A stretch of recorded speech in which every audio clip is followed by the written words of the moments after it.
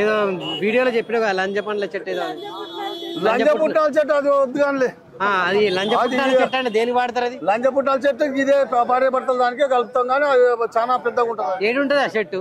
మీకు అది లంజ పుట్టాల చెట్టు అంటే ఎట్లా తెలుస్తుంది? లంజ పుట్టాల చెట్టు అని కాయలు కాసి ఉంటది. కాయలు లంజ పుట్టాల కాయలు కాస్తాయి. అది కూడా భార్య భర్తలకే కలుస్తుంది. ఆ పేరు మీరే పెట్టిరా ఏంది? అది మా తాతలు తండ్రులు కాంచి పెట్టేది, మనం పెట్టేది కాదు. ఫస్ట్ అప్పుడు అల్లి రాని పోయినప్పుడు తెచ్చేది లంజ పుట్టాలు పెట్టి మా తల్లి తాతలు చెప్పిందే. సమ్మక్క చెప్తేనే మా వాళ్ళు పోయి తెచ్చుకొని బతికినారు. కాయగడ్డలు తిని బతికినారు. ఇట్లా మామూలుగా కాదు. ఇవి రూపాయలు ఇప్పుడు పుట్టినాయి. కాయగడ్డలు తిని బతికినారు. ఈ పొలాల బండే బియ్యం తిని బతకాల.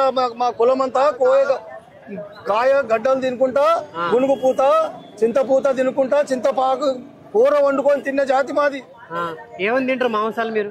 భూమి మీద ఎన్నున్నావో దుప్పి, మణిమేకము, కుందేలు అన్ని భూమి మీద జంతువులను తింటాము. కాకింది తప్ప అన్ని తింటాం. ఏడుంటారు? ఇన్నే ఉంటారా? ఇక్కడ ఉంటాం. కన్నెపల్లికి వెళ్ళి ఉంటాం. కన్నెపల్లికి అడవిలో ఉంటాం. మీరంతా మీ జీవనోపాధి ఇదే? అన్ని ఇవే చెట్ల మీదనే బతుకుతాం. ఉండేదంతా మా సమ్మక్క ఇచ్చిందే చెట్ల మీద, మేము బ్రతికేదే చెట్ల మీద. మరి ఇప్పుడు అంటే జాతర కాబట్టి జనాలు వస్తారు. మరి మిగతా టైంలో ఎక్కడి నుంచి అయినా వస్తాడు. నా చెట్టు బలం ఉంటే, నా తల్లి బలం ఉంటే ఖచ్చితంగా వస్తారు వాళ్ళు. వాళ్ళకి నా పొట్ట బంధం ఇచ్చిపోతూనే ఉంటాం.